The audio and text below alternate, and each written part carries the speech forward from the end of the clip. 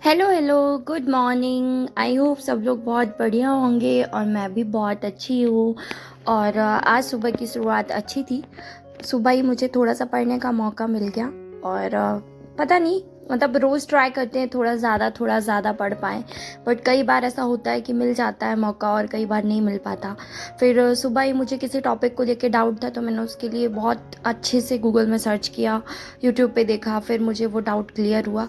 और मैं उसके लिए इसलिए नोट्स बनाने सुबह ही बैठ गई थी। मैंने बोला यार अभी बेटू सो रहा है तो बहुत अच्छा टाइम है, क्योंकि आज ये ऑफिस लेट जा रहे थे, तो मैंने बोला चलो हो जाएगा। और ऐसा मौका बार बार नहीं मिलता है, पता है। मतलब यही वो टाइम होता है कि आप जब सोचते हो ना कि क्या करूँ, मैं अपने घर का काम फिनिश कर लूँ या पढ़ाई करने बैठ जाऊँ। मतलब जब भी थोड़ा सा भी मौका मिले ना, पढ़ने बैठ जाया करो।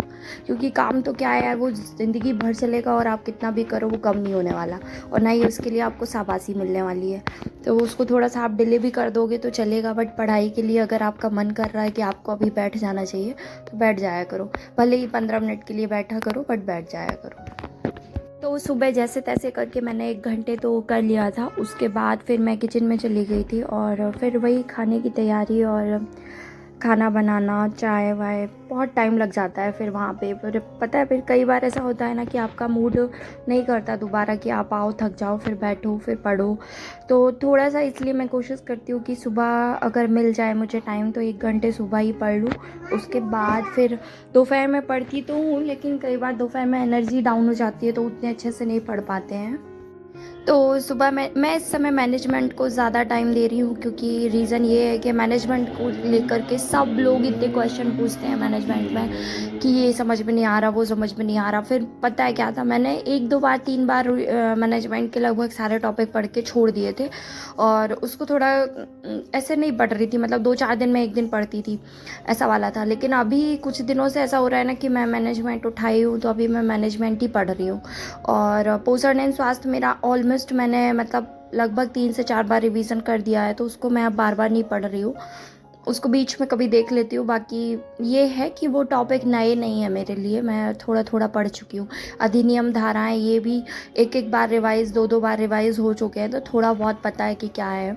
तो उसको भी अभी मैं छोड़ रखी हूँ। अब मैं मतलब मैनेजमेंट पे पूरा फोकस है मेरा। मैं सोच रही हूँ अगले 10 से 15 दिनों में मैं सिर्फ और सिर्फ मैनेजमेंट पढ़ूंगी। और मतलब दूसरे सब्जेक्ट भी पढ़ूंगी, बट ज़्यादा फोकस मैनेजमेंट पे रहेगा कि इसमें सिर्फ और सिर्फ मैं मैनेजमेंट पढ़ूंगी, इसके एमसीक्यूज दूंगी, इसका एक एक टॉपिक अच्छे से प्रिपेयर करूंगी। और जब ये कंप्लीट हो जाएगा उसके बाद फिर मैं सीडीपी के लिए मूव करूंगी, है ना। और साथ में बीच बीच में मैथ्स, रीजनिंग और कंप्यूटर, इसको तो मैं करती रहती हूँ बीच बीच में, है ना। जैसे हफ्ते में अगर 6 दिन है ना, तो 2 दिन तो मैथ्स कर ही लेती हूँ, क्योंकि मैथ्स करना पड़ता है, भूल जाते हैं कॉन्सेप्ट यार, रेगुलर प्रैक्टिस में नहीं है।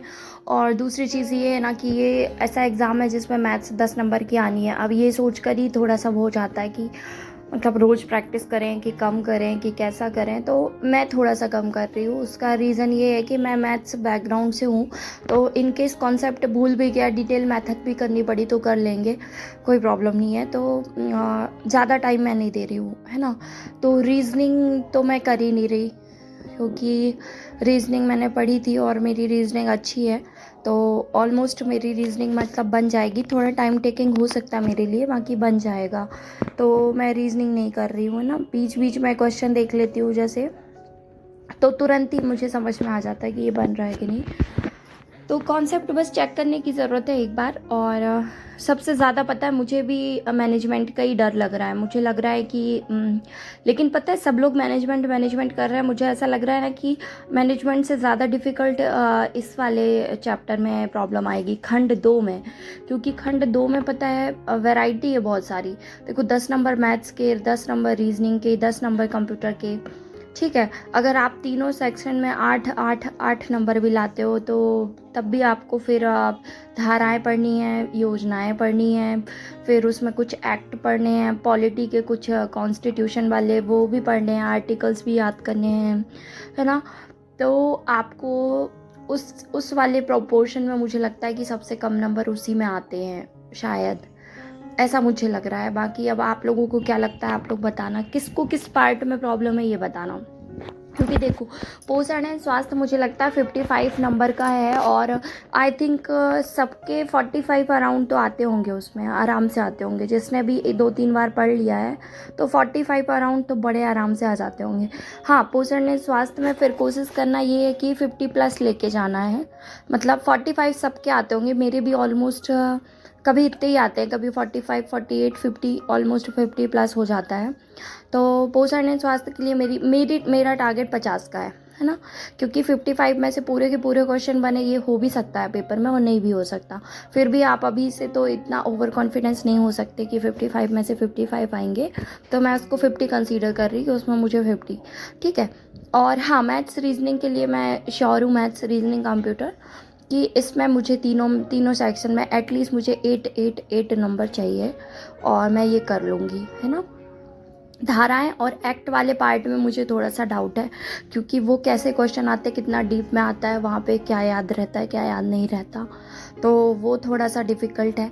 मैनेजमेंट ऐसा है कि अगर समझ लिया, पढ़ लिया, तो वहाँ पे फिर भी आप गैस कर सकते हो, तुक्का लगा सकते हो। सेम CDP का है कि अगर आपने थोड़ा बहुत भी थ्योरी याद है तो आप वहाँ पे गैस कर सकते हो आंसर को, तो उतना डिफ़िकल्ट नहीं होगा।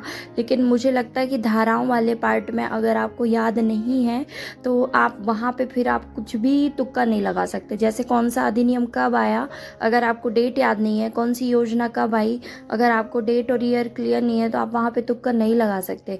मैनेजमेंट में फिर भी आप तुक्का लगा सकते हो। तो मुझे ऐसा लगता है कि यहाँ पे ज़्यादा टाइम देना चाहिए और यहाँ से आई थिंक नंबर कम बनते हैं सबके।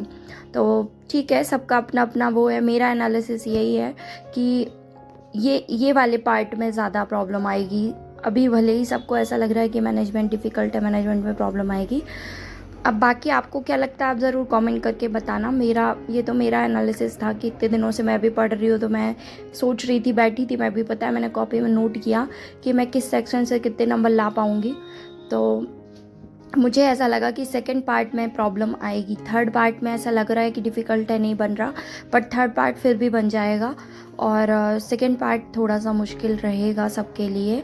तो आई होप सब लोग अच्छे से पढ़ाई करो, ठीक है। अभी टाइम है अपने पास, बन जाएगा जब तक, और सब लोग